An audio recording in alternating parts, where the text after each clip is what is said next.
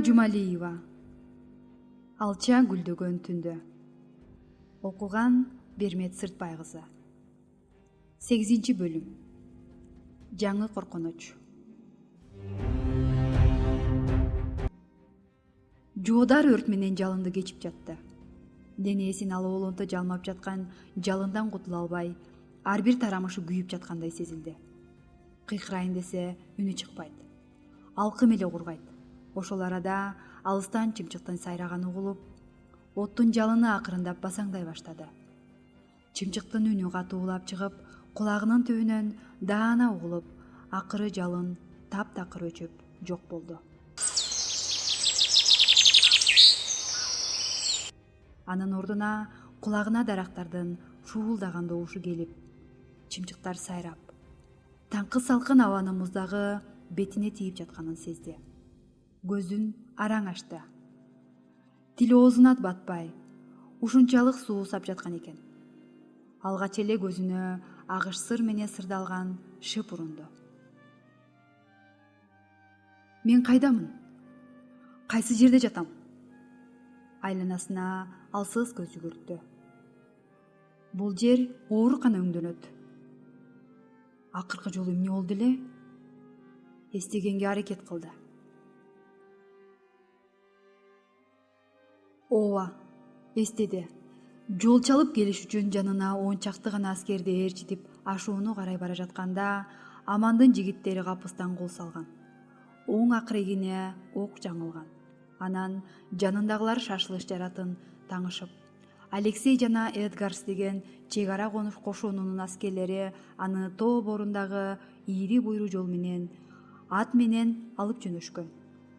Аттар Бозчын баскан тоонун чыйыр жолу менен өкүрөңдөп жүргөн сайын ээрге араң отурган жоодардын жаны кейип келе жатпады беле. Мен аман калдымбы? Же тигил дүйнөдөмүнбү? Жоодар ордунан окторулуп турайын деди. Дем алуусу кыйындап, баш айланды. Тулку боюнун сыздап ооруп жатканын ошондо араң сезди.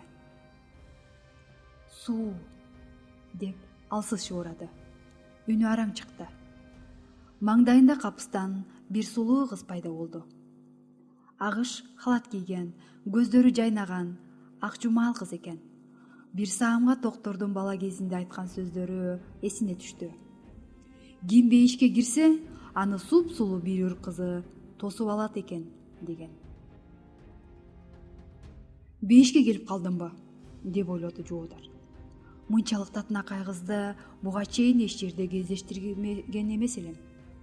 Анын мээримдүү караган көздөрүнөн кандайдыр бир жылуулук таралып турду. Мен кайдамын? Деди анан алсыз үнү менен.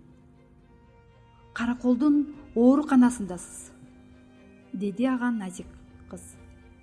Бирок чечкиндүү үнү менен жылмайып. Коркпоңуз, баары жакшы болот.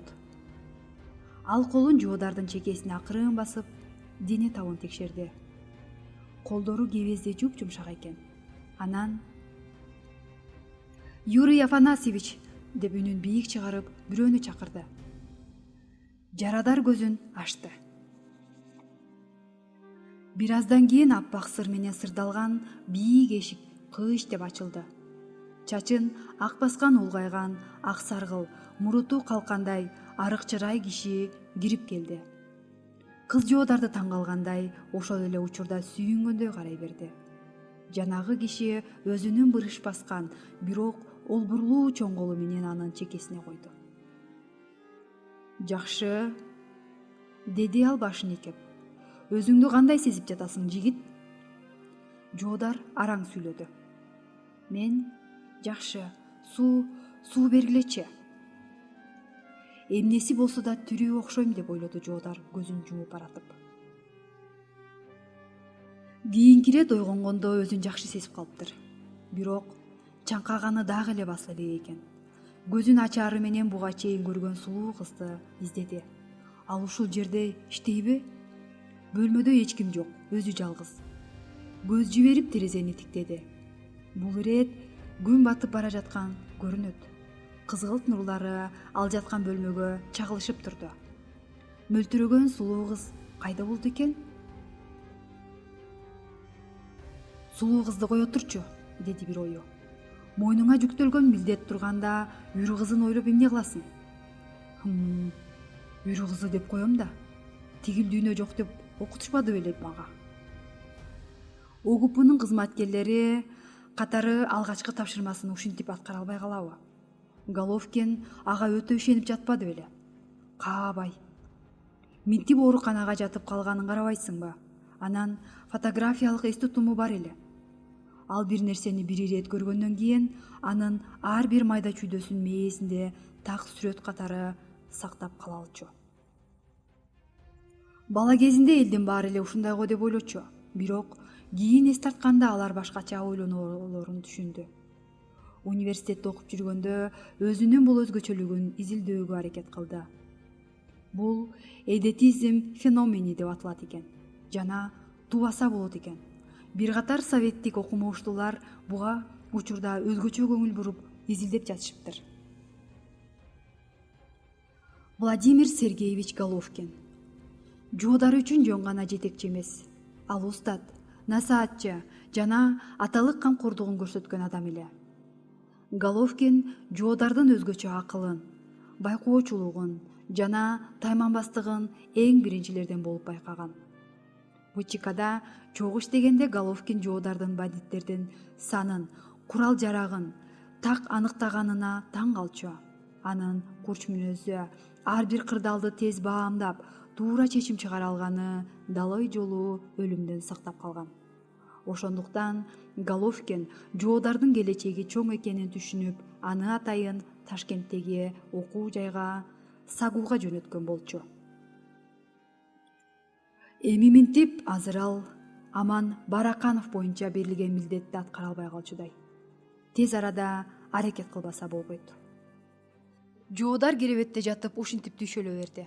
Жайнагүл ушул маалда өзү убактылуу жашаган чакан бөлмөдө атасы Сагалыга тамак берип жаткан.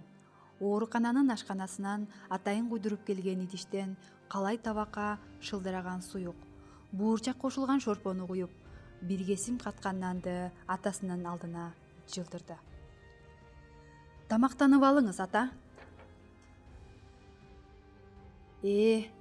Тамакка табитим жок, кызым. Анан калса бул шылдыраган суу шорпоңду ичпейм. Сагалынын үнү каргылданып чыкты. Анан эмне ичесиз? Азыр чайканадан барып палоо жейм. Андан көрө сен качан үйгө барасың? Мага ошону айтчы. Мен барбайм. Ата, ушул жерде эле калып иштеп жатмаймынбы? Ушул сенин өжөр мүнөзүң кимди тартканын билбейм.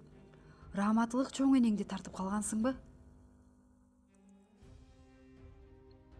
Ата, мен бул жерде өзүмдүн эрким менен жүргөн жокмун.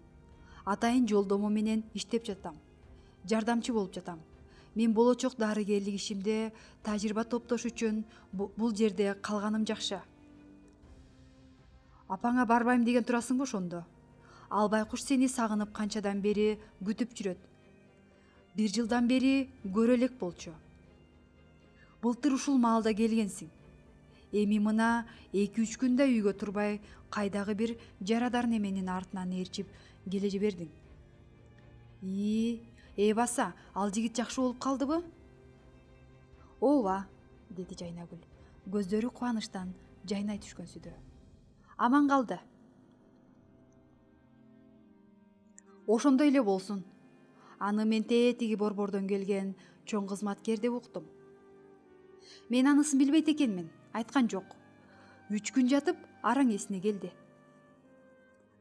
Сагалы эмнеси болсо да бүгүн кызын үйүнө кайтарып кетүүнү чечкен эле. Өткөндө Нусукенин опузалап келген кебин айтып түшүндүрбөсө болбойт. Сөздү эмнеден баштаарын билбей отурду. Үйгө барса, анан апасы улар бүбү айтса деген, бирок кызынын бул ооруканадан жайлоого кайта турган түрү көрүнбөйт. Кызын Амандын уулуна кудалап койгонун кантип айтат эми? Буга чейин бир да жолу бул тууралуу кыйытып да көргөн эмес. Жакшы көргөн уулуңа калаа көрсөтпө деген ушул белем. Минтип эми өз кызы өзүн укпай үйүнө кайтып барбай отурат.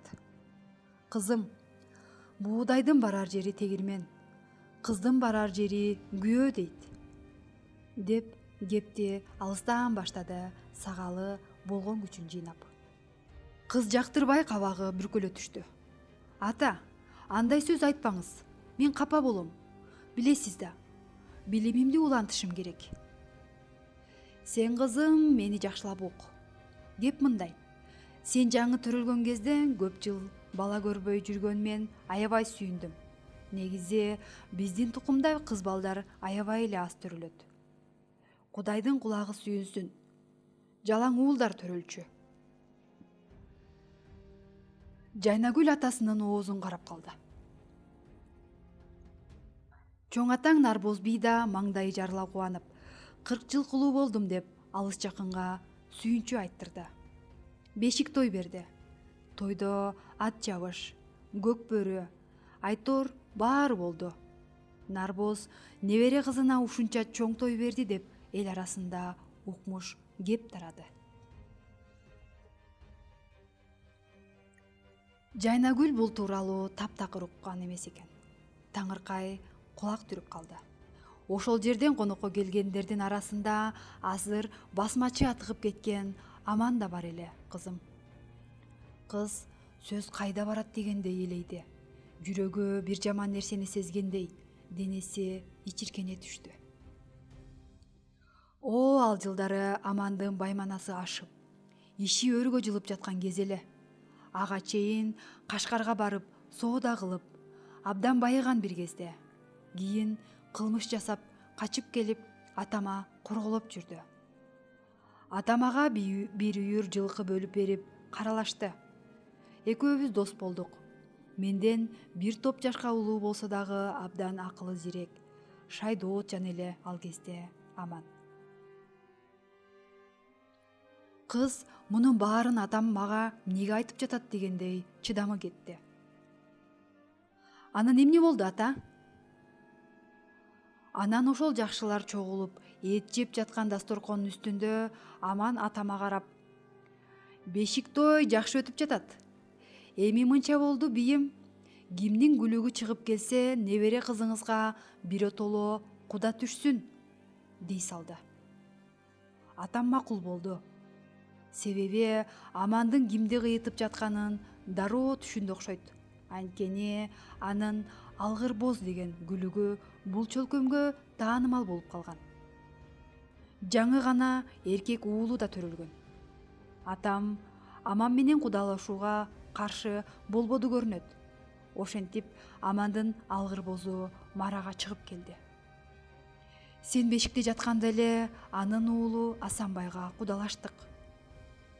Эки тарап антташтык.